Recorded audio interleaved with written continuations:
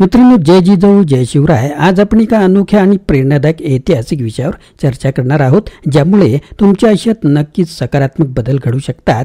चला तर मग सुरुवात करूया आजच्या या महत्त्वाच्या आणि शिक्षाप्रद विषयाला. छत्रपती शिवाजी महाराज हे नाव उच्चारलं की आपल्या मनात एक अद्वितीय योद्धा, कुशल प्रशासक आणि जनतेचा खरा रक्षणकर्ता याचं प्रतीक उभं राहतं. पण शिवरायांच्या या तेजस्वी चरित्रावर अनेक गैरसमजांचे सावट सुद्धा पसरवले गेले आहेत. ते कोणते?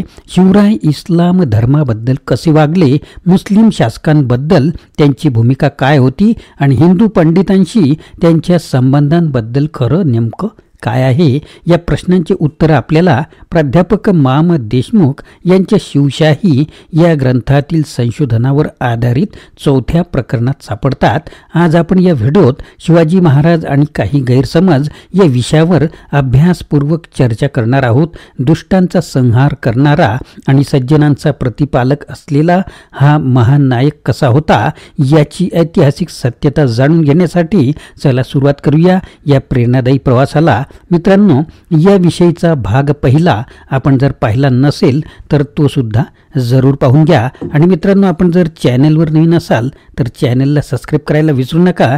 सुरुवात करूया आजच्या दुसऱ्या भागाला. दुसरा भाग आहे आपला इस्लाम धर्म व मुस्लिम शासक. यातील हा पहिला मुद्दा. हिंदूंची सामाजिक कट्टरता आणि मुसलमानांची धार्मिक कट्टरता जगप्रसिद्ध आहे.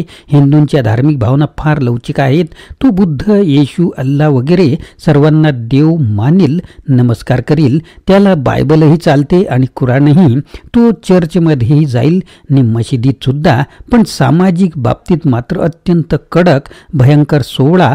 आपल्याच जातीतील दुसऱ्या पोटशाखेतील मुलगी विवाहासाठी चालणार नाही. याउलट मुसलमानांना कोणत्याही धर्मातील किंवा जातीतील मुलगी चालेल. रोटी बेटी व्यवहाराचे बंधन नाही, परंतु धार्मिक क्षेत्रात अल्ला आणि कुराण याशिवाय दुसरे चालणार नाही. त्याला मंदिर आणि मूर्ती चालणार नाही. हिंदू धर्म सोडला तर बहुतेक धर्मात अशीच कट्टरता दिसेल, परंतु सामाजिक क्षेत्रात हिंदू धर्मासारखी अस्पृश्यता आणि जातीप्रथा अन्य धर्मात आढळणार नाही. भारतातील मुस्लिम शासकांना इस्लाम धर्माप्रमाणे वागावे लागत होते. राज्याला जे हितावह ते मी करीन, मग ते इस्लाम धर्माच्या विरुद्ध का असेना, असे मुस्लिम पंडितांना स्पष्ट सांगणारे अल्लाउद्दीन सारखे शासक विरळच. दक्षिणेतील विजापूर वगैरेचे सुलतान सहिष्णू होते. दिल्लीचा औरंगजेब मात्र अतिशय धर्मवेडा म्हणून प्रसिद्ध होता.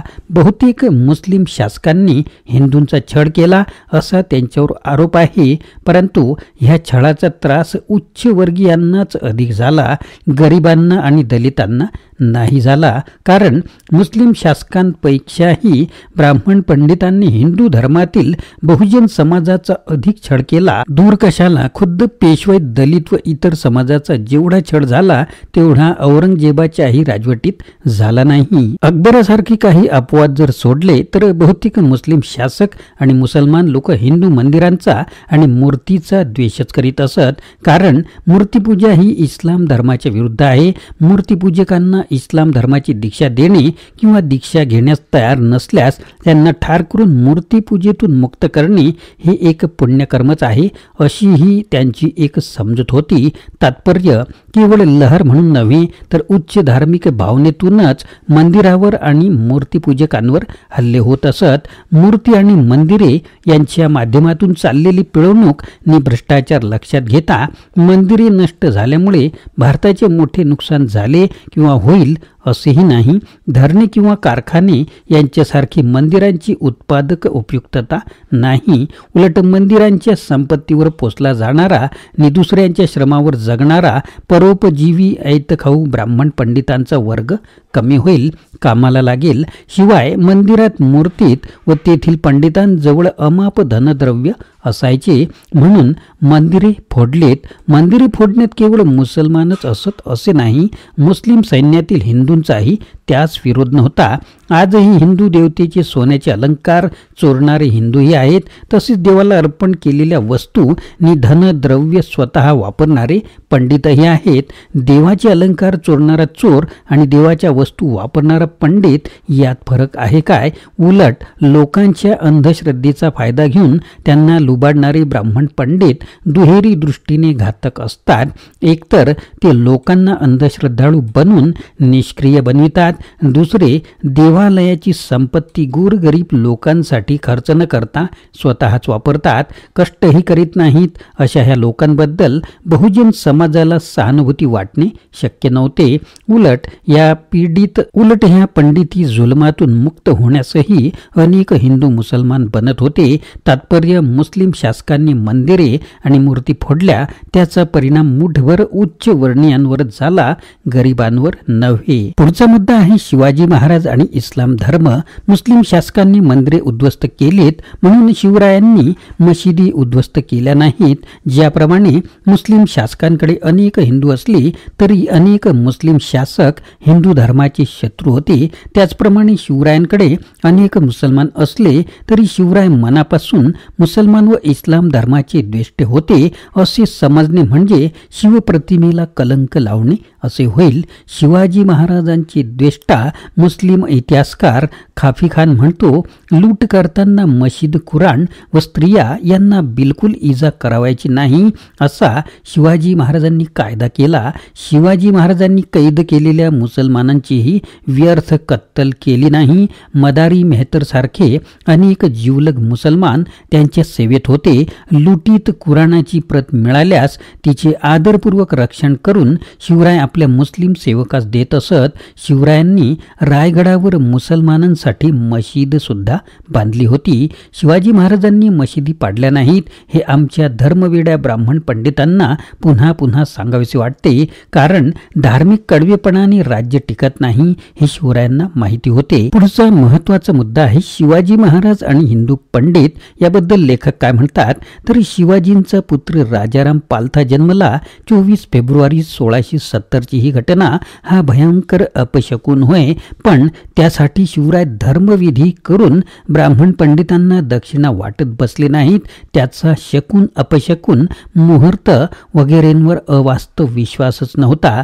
या घटनेचा अर्थ लावताना शिवराय म्हणाले, राजाराम दिल्लीची पातशाही पालती घालील. परंतु अशा रीतीने एखाद्या घटनेचा सरळ अर्थ लावणे केवढा गुन्हा. आमच्या ब्राह्मण पंडितांच्या पोटावर पायच देणे नव्हे काय? अहो, अशा घटना म्हणजे पंडितांना दक्षिणा उकळण्याची पर्वणी.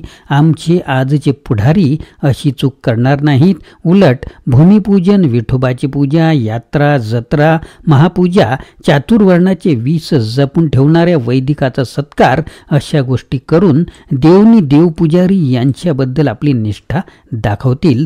तसे फोटो वर्तमानपत्रात अगदी ठळकनी भडक रीतीने छापले असतात, कारण ब्राह्मण पंडितांची धार्मिक नि दांभिक दुकानदारी चालविण्यासाठी ही एक प्रकारची जाहिरात आवश्यक नसते काय? शिवाजी महाराज मात्र अशा गोष्टींना उत्तेजन देत नव्हते. यज्ञ करणे, पंडितांकडून मुहूर्त न बघणे, पंडितांच्या पंक्ती न उठविणे, महार वगैरेंना सुद्धा सैन्यात भरती करणे, धर्मांतर केलेल्या व्यक्तीला पुन्हा हिंदू बनविणे, अशा कितीतरी गोष्टी पंडित वर्गाला खटकत होत्या. धंदाच बसला म्हणून तर अशा गोष्टींना विरोध करणाऱ्या तुकोबारायास काही प्रतिगामी पंडितांनी इंद्रायणीत पडून ठार मारले. शिवरायासही ते शूद्र समजत होते. शिवाजी क्षत्रिय नाही, शूद्र आहे असे सांगून महाराष्ट्रातील ब्राह्मणी हिंदू धर्माच्या मक्तेदारांनी शिवरायांच्या राज्याभिषेकास विरोध केला. राज्याभिषेकासाठी शिवरायांना महाराष्ट्रात पंडित मिळाला नाही. बनारसच्या गागा भट्टाला भरपूर धनद्रव्य द्यावे लागले. तेव्हा तो तयार झाला.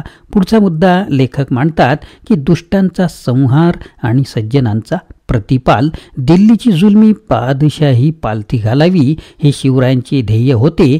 मुसलमानांना भारताबाहेर हाकलून द्यावे किंवा त्यांची कत्तल करावी अथवा जातीय वैमनस्य वाढवून दंगली घडून आणाव्यात हे नव्हे. दुष्ट शासक, दुष्ट व्यक्ती आणि दुष्ट प्रवृत्ती यांच्या निर्दालनार्थ शिवाजींचा लढा होता ही गोष्ट उपरोक्त सर्व विवेचनावरून सिद्ध होते. पुढचा मुद्दा आहे गो ब्राह्मण प्रतिपालक.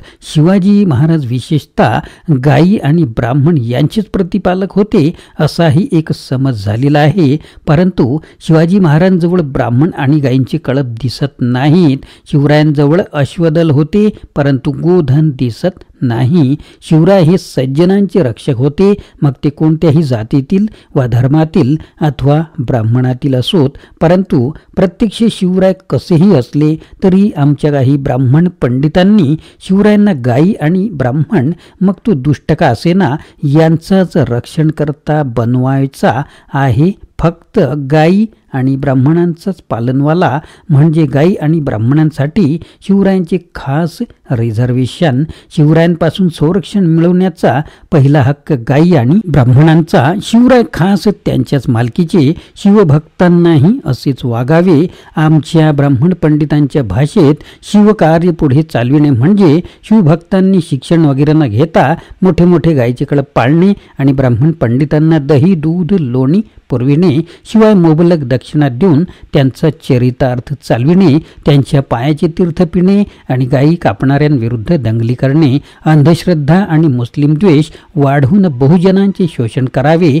ब्राह्मणी हिंदू धर्मातील ब्राह्मणी वर्चस्व, जातीप्रथा, अस्पृश्यता, अंधश्रद्धा आणि धर्माच्या नावाखाली होत असलेला भटांचा भ्रष्टाचार याकडे बहुजन समाजाचे लक्ष जाऊ नये म्हणून हा प्रतिगामी भट ब्राह्मण वर्ग बहुजन समाजाला मुसलमानांविरुद्ध आणि अलीकडे बौद्धांविरुद्ध भडकवित असतो. यासाठीच त्यांनी अनेक सेना आणि संघ निर्माण केलेत. ते शिवरायांचा जय जयकार करतात ते यासाठीच. त्यांना शिवरायांबद्दल प्रेम किंवा आदर असता तर त्यांनी शिवजयंतीला दंगली होऊ दिल्या नसत्या. खरोखर आमचे पंडित शिवरायास समजू शकले नाही. हिंदवी स्वराज्य म्हणजे अखिल भारतावर भारतीयांचे राज्य, केवळ भट ब्राह्मण हिंदूंचे नव्हे असे उदात्त ध्येय उराशी बाळगणाऱ्या शिवरायांना केवळ हिंदू धर्मरक्षक नि गुरु ब्राह्मण प्रतिपालक म्हणणे म्हणजे त्यांना संकुचित बनविणेच होय, शिवीच देणे होय.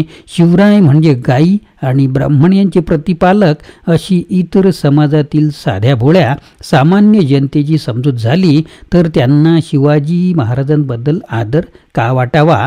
त्यांना शिवाजी महाराजांबद्दल आदर वाटू नये यासाठीच तर आमच्या पंडितांचा हा आटापिटा नसेल. शिवराय छोट्या बनविण्याचा हा कट हाणून पाडणे हे सर्व जातीय तरुणांचे आद्य कर्तव्य ठरते.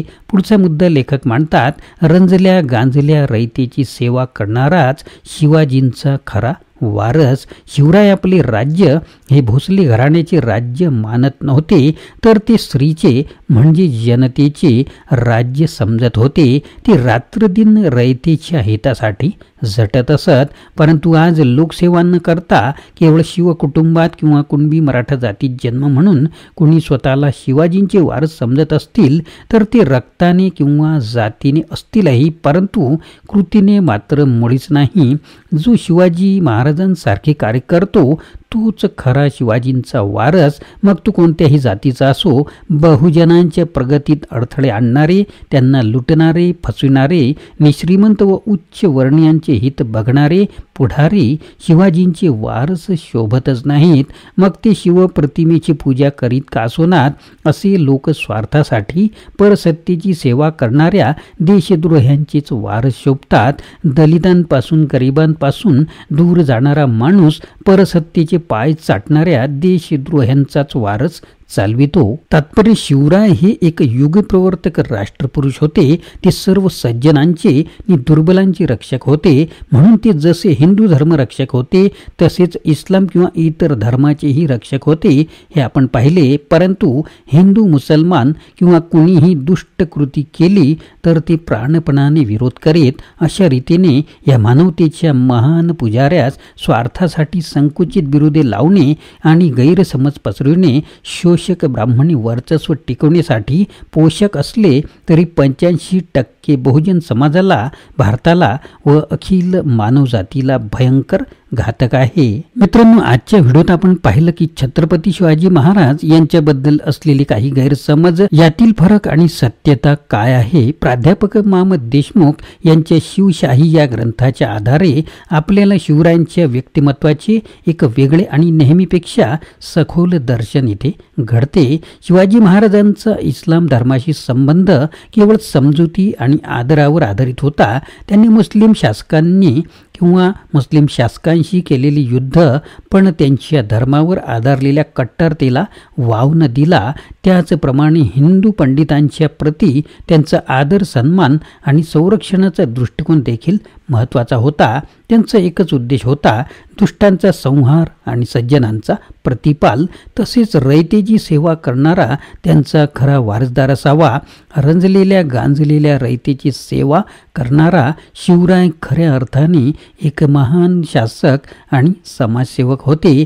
आज आपण शिवाजी महाराजांच्या आदर्शांना समजून त्यांचा गौरव केला पाहिजे आणि त्यांच्या शिकवणुकीला आपल्या जीवनात उतरवले पाहिजे. मित्रांनो, आशा आहे की तुम्हाला हा व्हिडिओ आवडला असेल. कृपया लाईक करा, शेअर करा आणि तुमच्या मित्रांसोबतही हा व्हिडिओ शेअर करा. चॅनलला सबस्क्राईब करा आणि आमच्यासोबत या शिक्षणाच्या प्रवासात सामील व्हा. जय जिजाऊ, जय शिवराय, जय महाराष्ट्र. Video legal disclaimer. या व्हिडिओमध्ये व्यक्त केलेली माहिती, विचार आणि मते ही संपूर्णपणे लेखक, पुस्तक किंवा इतर संदर्भित व्यक्तींची मते आहेत आणि ती कोणत्याही प्रकारे मालक, निर्माता किंवा यूट्यूब चॅनलच्या विचारांशी संबंधित नसू शकतात. या व्हिडिओचा उद्देश केवळ शैक्षणिक आणि ऐतिहासिक माहितीपूर्ण स्वरूपाचा आहे. कोणत्याही प्रकारची चुकीची माहिती दिली असल्यास ती जबाबदारी सदर लेखकांची आहे. कोणालाही दुखवण्याचा आमचा हेतू नाही. आमचे यूट्यूब चॅनल किंवा व्हिडिओ निर्मात्यावर कोणत्याही विचारांबद्दलची कायदेशीर जबाबदारी येत नाही. पुस्तकातील विचार आणि संदर्भ यावर कोणतेही हक्क आम्ही दावा करत नाही. मित्रांनो, आपण कमेंट किंवा कोणतीही प्रक्रिया करताना याचा विचार करावा.